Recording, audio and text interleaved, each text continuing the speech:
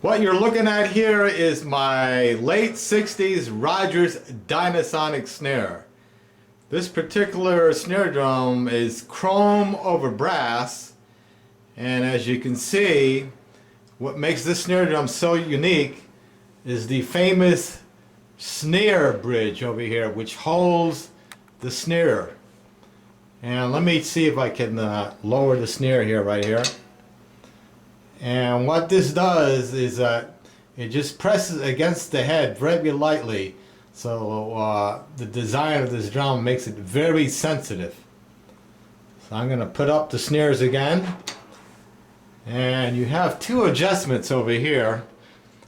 This screw over here adjusts the snare itself, how tight you want the snare. And of course you got the knob on top, which adjusts the entire snare bridge against the head, how tight or loose that you want. So it can be a little bit tricky to get the snare drum tuned right, but once it's tuned right, it's very sensitive. And I have also the original Rogers snare stand for it. And it's a fantastic sounding snare. And according to the book written by Rob Cook on the history of Rogers drums, they made this particular snare drum for about 20 years. Of course, there were some design changes, and it states that about only 50,000 of these snare drums in 20 years were made.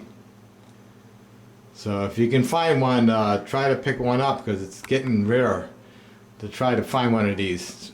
And this one is just about in mint condition. I'm going to turn the snare around so you can see that it has 5 lines on it.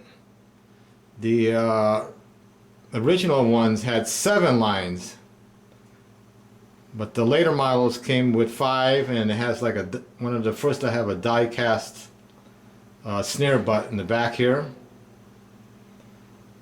And just a great sounding snare drum. And I will be playing the snare drum in part 2, but I just want to show you the snare drum in detail. And there we go. And this is part of my collection of snare drums, and this is, of course, was first designed for Buddy Rich back in the 60s. And Buddy played mostly the wood model, which is the more desirable model, but he also played this chrome or brass metal shell model, and you can see him play it with the drum battle against Gene Krupa on the Sammy Davis show, which is on YouTube. You can see him play this exact model right here. Okay. This is it for now, and I'll be playing this actual snare drum in part 2. So please watch that.